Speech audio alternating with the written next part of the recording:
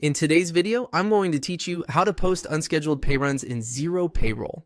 Unscheduled pay runs are perfect for one-off payments like bonuses, corrections, or paying a new starter outside your normal cycle. Here's how to create and post one from start to finish. From your Xero dashboard, open Payroll to enter the payroll area.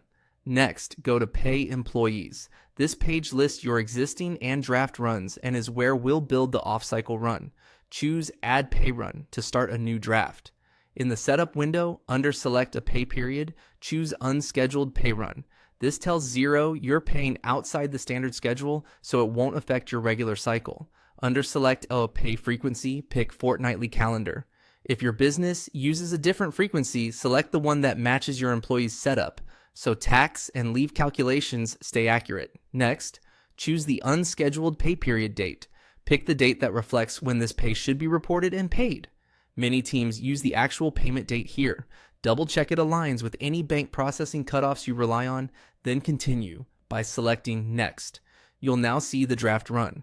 Select the employee you want to include in this off-cycle payment. If you only need to pay a single person, just choose that employee so no one else is affected. Open the payslip for that employee to edit the pay. Update hours, rates, or add the appropriate earning type for a bonus, commission, or overtime according to your payroll setup. If there are pre-tax or post-tax deductions, reimbursements, or leave adjustments that apply to this payment, enter those as well.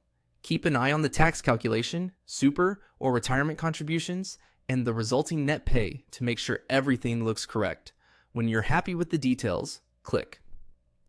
Save to keep the changes on the payslip, then close to return to the pay run summary. Take a final moment to review the totals, the selected pay date, and the number of employees included.